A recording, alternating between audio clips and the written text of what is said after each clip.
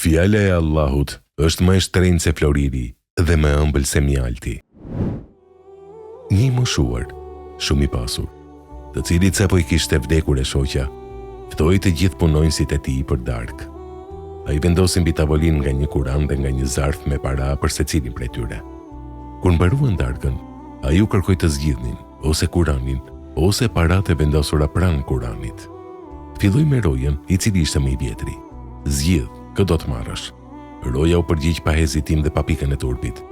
Do të doja të kisha zgjedhur Kuranin, por unë nuk di të lexoj mirë, kështu që më mirë po marr zarfin me para, sepse mendoj se këto do të jenë më të dobishme për mua. Pastaj tha përgjegjësit të fermës, zgjidh, kë do të marrësh?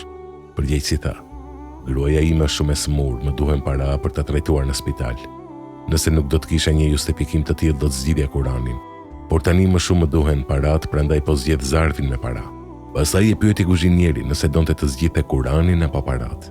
Kuzhinieri u përgjigj, më pëlqen të lexoj, por nuk kam kohë të lexoj ndërsa punoj, ndaj zgjedh parat. Në rrethën e fundit ishte një djalë i ri që punonte si kujdestar për kafshët shtëpiake dhe për mirëmbajtjen e shtëpisë, i cili ishte shumë i varfër dhe kishte nënën të sëmurë në shtëpi.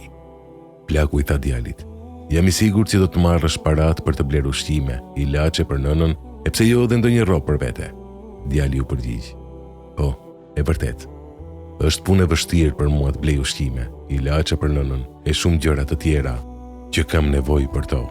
Por unë do të zgjedh Kuranin, sepse nëna ime më thot shpesh herë, fjala e Allahut është më e shtrenjtë se floriri dhe më e ëmbël se mjalti. Prandaj po zgjedh Kuranin.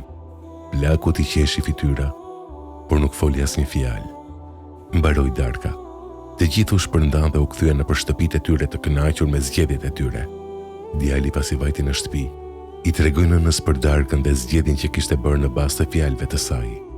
Nëna u kënaq shumë me këtë gjest që kishte bërë djali i saj, dhe me fytyrën e qeshur i thotë djalit, biri im, hape dhe na lexo diçka nga Kurani, sepse mendoj se do të na qetësoj fjala e Zotit të dyve. Ajo është shërim dhe mëshirë për të dy votët. Kur e hapi djali Kuranin, gjeti 2 zarfe brenda. Një nga zarfet përmbante 10 fishin e sasisë së zarfeve që kishin zgjedhur shokët e tij, ndërsa brenda zarfit të dytë ishte një testament që tregonte se djali do të ishte trashëgimtari të gjithë pasurisë së plakut. Të nesërmen, djali habitur i tha plakut se çfarë kishte gjetur në Kuran. Plaku u tha të gjithëve, kushdo që e mban besimin tek Zoti më lart se çdo gjë, Zoti nuk do t'ja humbas atij kurrë atë besim dhe nuk do ta lënë në rrugë asnjëherë. Allahu është furnizues pa llogari.